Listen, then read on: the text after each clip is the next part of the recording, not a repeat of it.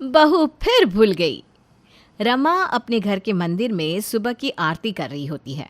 तभी दरवाजे पर दूध वाला आकर आवाज लगाता है। अरे कोनो जगह है कि नहीं? अम्मा जी दूध ले जाइए। जय माता दी। ये दूध वाला बिना पूजा के समय ही टपकता है। अरे बहू जरा दूध ले ले। रमा की आवाज लगाने पर उसकी बहू भवरी पतीला लेके दूध वाले के पास पहुंच जाती है और दूध लेकर रसोई में रखकर नहाने चली जाती है। अब जब 9 बजने के बाद भी घर में किसी को चाय नहीं मिलती तो रमा का बेटा अरुण उबासी लेते हुए कहता है, वाह, आज चाय नसीब नहीं होगी क्या? नहाने के बाद भी उबासी आ रही है। अब तो चाय पिला दो। हाँ भाग्यवान, 9 बजने को आया है लेकिन चाय अब तक नहीं आई। अरे मैं भी तो कब से चाय का इंतजार कर रही हूँ। कहीं बहू दोबारा जाकर सो तो नहीं गई? बहू, अरे ओ बहू, चाय बने कि नहीं? चाय कैसे बनेगी? दूध तो है ही नहीं। दूध नहीं है? रमा, आज दूध वाला नहीं आया क्या? अरे कैसी बात कर रही बहू, दूध वाला आया तो था और आवाज भी तो लगा रहा था। तूने दूध नहीं लिया क्या? दूध दूध तो मैंने लिया था माँ जी, लेकिन कहाँ रखा मैं भूल गई। अरे फिर भूल गई? ऐसे कैसे भूल गई? भला ये कोई भूलने वाली चीज़ है? अरे अब ये सब छोड़ो, देखो दूध कहाँ रखा है और जल्दी से चाय बनाओ। रमा रसोई में जाती है, सब जगह देखती है। तब जाकर उसे फ्रिज के पीछे दूध का पतीला रखा हुआ दिखाई देता है। बताओ, रसोई में दूध रखकर भूल गई। अरे बहू भी ना भुलक्कड़ होती जा रही है। रमा की बहू भौरी वैसे तो बड़ी समझदार और तेज तर्रार थी, लेकिन अक्सर रसोई में आकर वो चीज़ें भूल जाया करती। क्यों? ये तो वो खुद भी नहीं जानती थी। अब बात एक रोज़ की है जब महेश रमा के हाथ के छोले खाने की फरमाइश करता है। रमा, बहुत दिन हो गए तुम्हारे हाथ के स्वादिष्ट छोले नहीं खाए। खाएंगे भी कैसे पापा जी? माँ जी ने तो खाना बनाना कब से छोड़ रखा है। अरे बहू के होते भला मैं क्यों खाना बनाने का कष्ट करूं? और वैसे भी अब मेरे हाथों में वो स्वाद कहाँ। देखो भाग्यवान, कोई बहाना नहीं चलेगा। आज बहुत मन कर रहा है तुम्हारे हाथ के छोले भटूरे खाने का, तो आज तो बना ही दो। ठीक है, अब आप इतना कह रहे हैं तो बना देती हूँ, पर रोज़ रोज़ ना ऐसी फरमाइशें करने मत बैठ जाइएगा। उम्र हो गई है, ज़रा कम चटोरे बनिए। अरे उम्र से भला खाने का क्या लेना देना? हाँ, ये तो आपने बिल्कुल सही कहा पापा जी। अरे बस बहुत बातें हो गई। जा बहू, छोले भिगोने के लिए रख दे और शाम को उबालने के लिए गैस पर चढ़ा दियो। मैं ज़रा कमला के यहाँ होकर आती हूँ। शाम के समय भौरी रसोई में जाती है छोले उबालने के लिए और गैस पर कुकर चढ़ा देती है। तभी उसके फ़ोन पर उसकी माँ का कॉल आता है। हाँ माँ, कैसी हो? कितने दिनों बाद फ़ोन किया आपने। हाँ, मैं बिल्कुल ठीक हूँ। फ़ोन के चक्कर में भौरी कुकर में छोले डालना भूल जाती है। कुछ ही देर में रमा घर आती है तो उसे कुछ जलने की बदबू आती है। वो सीधा रसोई में जाती है जहाँ वो खाली कुकर को गैस पर चढ़ा देखती है, जो कि जलकर काला पड़ गया था। हाय हाय, कुकर का तो सत्यानाश कर दिया। ए बहू, कहाँ मर गई? क्या हो गया माँ जी? क्यों चिल्ला रही हैं आप? हाय राम, ये कुकर कैसे काला हो गया? या तो मुझसे पूछ रही है या मुझे बता रही है? खाली कुकर चढ़ाकर कौन सा खास पकवान बनाने वाली थी? खाली कुकर? पर मैंने तो छोले उबालने के लिए चढ़ाया था कुकर। लेकिन कुकर में छोले डालना तो भूल ही गई ना नासपिटी। अरे क्या होता जा रहा है बहू तुझे? रसोई में आकर तेरी याददाश्त को जंग क्यों लग जाता है? माँ जी, आप तो ऐसे बोल रही हैं जैसे मैं जानबूझकर चीज़ें भूल जाती हूँ। अरे नहीं याद रहा छोले डालना, अब क्या करूँ मैं? दोनों की बातें चल रही होती है, तभी वहाँ महेश आ जाता है। अरे बहू, तैयार हो गया क्या छोले चावल, या अभी और समय लगेगा?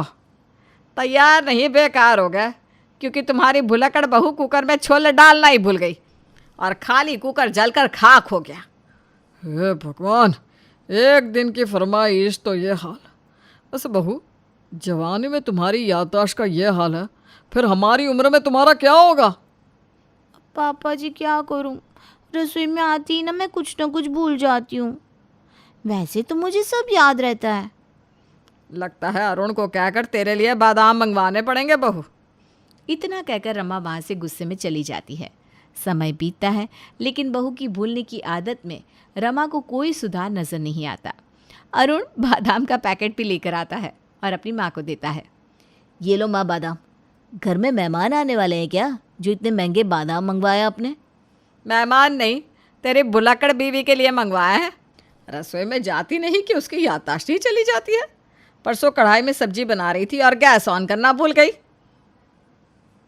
कहीं भौरी को भूलने की बीमारी तो नहीं हो गई माँ? अरे भला ये कोई सी बीमारी हुई? मुझे तो लगता है बहू रसोई के काम से बचने के लिए ऐसा जानबूझकर कर रही है। वैसे तो उसे सब याद रहता है। तो आप उससे रसोई का काम छीन लो, उसे रसोई में जाने ही मत दो। ये क्या बोल रहा है तू? अगर वो रसोई में काम नहीं करेगी तो क्या तू करेगा, नालायक? मेरे कहने का मतलब है कि अगर वो रसोई में जाकर बातें भूल जाती है तो आप उसे रसोई में भेजो ही मत। क्या पता कुछ दिन ऐसा करने से उसकी भूलने की आदत में कोई सुधार आ जाए। अरुण की बात सुनकर रमा अपना दिमाग चलाती है और अगले दिन से अपनी बहू का रसोई में जाना बंद कर देती है। भौरी बाजार से सब्जियां लेकर आती है और उन्हें रसोई में रखने जा रही थी कि तभी सामने रमा आ जाती है। अरे माँ जी, ऐसे रास्ते में क्यों अड़कर खड़ी हो? रसोई में जाने दो, सब्जियां रखती हैं। कोई ज़रूरत नहीं है, क्योंकि तू रसोई में जाएगी और सब्जियां फ्रिज में रखना भूल गई तो हाँ, सब्जियां तो बाहर रखे रखे सड़ जाएंगी। ये आप क्या कह रही हो माँ जी? वही तो कह रही हूँ जो अक्सर होता है। ला, मुझे दे दे सब्जियों का थैला। रमा भौरी के हाथ से थैला लेकर रसोई में चली जाती है। अगले रोज सभी बैठकर खाना खा रहे होते हैं। माँ, खाना तो बहुत स्वादिष्ट बनाया आपने। कुछ भी कहो, भौरी के हाथों से ज़्यादा स्वाद है आपके बनाए खाने में। मैं क्या कह रही थी, आज खाना तो माँ जी ने बनाया है, मैं आप सबके लिए जाकर कुछ मीठा बना दूँ? नहीं नहीं नहीं नहीं भौरी, तुम रहने दो। तुम खीर बनाने रसोई में जाओगी और दूध में चावल डालना भूल गई तो फिर तो कोई फ़ायदा नहीं होगा। तुम रहने दो। अरे पर इस तरह जब भी भौरी रसोई में जाने की कोशिश करती, सभी उसकी भूलने की आदत को लेकर उसे रसोई में जाने से रोक देते। इस तरह एक हफ्ता बीत जाता है। भौरी को रसोई में गए तो भौरी खुद ही परेशान हो जाती है। क्या मुसीबत है, इतने दिनों से अपने हाथ का बना खाना नहीं खाया और माँ जी है कि मुझे रसोई में जाने ही नहीं दे रही। समझ में नहीं आता, करूँ तो क्या करूँ? भौरी बहुत सोचती है, फिर एक पेन और पेपर उठाकर उस पर कुछ लिखने लगती है। कुछ ही देर में पेपर लेकर अपने घर वालों के सामने जाती है। बहू, ये कौन सी लिस्ट बना कर ले आई? राशन तो अभी कुछ दिन पहले ही आया है। माँ जी, ये राशन की लिस्ट नहीं है, बल्कि मैं कुछ भूल ना जाऊँ इसलिए मैंने सब लिख लिया है। बस बहुत हो गया, रसोई में खाना आज मैं ही बनाऊंगी, वो भी बिना कुछ भूले। देख लो बहू, तुम्हारे भूलने के कारण कहीं हमें उटपटांग खाना ना खाना पड़े। भौरी की इतना जिद करने पर रमा उसे रसोई में भेज देती है और उस दिन भौरी कुछ नहीं भूलती। अब रमा को सब ठीक लगता है। तभी एक रोज़ जब रमा रसोई में जाती है तो वो देखती है कि रसोई के सारे नल चालू है, जिस कारण पूरा रसोई पानी से भर जाता है। अब क्या था, रसोई की ऐसी हालत देखकर रमा अपनी बहू को आवाज़ लगाती है। रमा की आवाज़ सुनकर भौरी भागी भागी रसोई में आती है। ये क्या है बहू? अरे सारे के सारे नल चालू थे, मैंने आकर अभी सारे नल बंद किए। हे भगवान, मैं तो बर्तन धोने के बाद नल बंद करना ही भूल गई थी। माँ जी माफ़ कर दीजिए, मुझसे ना छोटी सी गलती हो गई, पर आप चिंता मत कीजिए, रसोई की सफाई मैं अकेले ही कर लूँगी। हाय दया बहू, फिर भूल गई तू। तेरा ध्यान कहाँ रहता है? किसी दिन तुम मुझे मत भूल जाइयो कि मैं तेरी सास हूँ। अरे मुझे तो छोड़, मुझे तो डर है कि किसी दिन तू खुद को मत भूल जाना कि तू कौन है। इतना बोलकर रमा वहाँ से चली जाती है। बेचारी भौरी अब रसोई की सफाई करने लगती है और सफाई करते करते वो ये बात भूल जाती है कि जब उसकी सास ने उसे आवाज़ दी थी वो उस समय कपड़े प्रेस कर रही थी। अब कुछ देर बाद जलने की बदबू रमा के नाक में जाती है।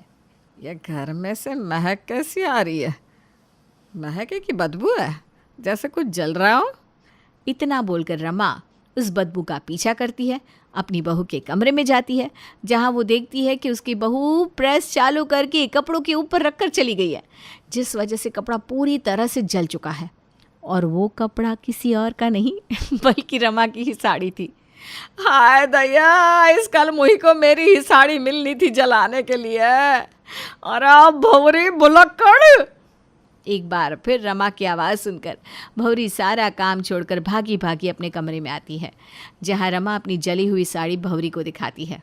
मेरी बेवकूफ़ भोली और भुलक्कड़ बहू, ये क्या है? तू जानती भी है तूने जिस साड़ी को जलाया ना, वो साड़ी कितनी महंगी और मेरी मन पसंदीदा साड़ी थी। माँ जी, इसमें मेरी कोई गलती नहीं है। आखिर मैं भी तो एक इंसान हूँ। एक काम खत्म नहीं होता कि आप दूसरा काम बता देती है। और मैं ना सच में भूल गई थी कि मैं आपकी साड़ी प्रेस कर रही हूँ। मैं तो बस आपकी आवाज़ सुनकर भाग भाग कर रसोई में चली गई। अरे बहू, तू इतनी छोटी छोटी चीज़ें कैसे भूल जाती है? हे भगवान! इतना बोलकर रमा वहीं पर बैठ जाती है और अपने सर पर हाथ रखकर अपनी किस्मत को कोसने लगती है।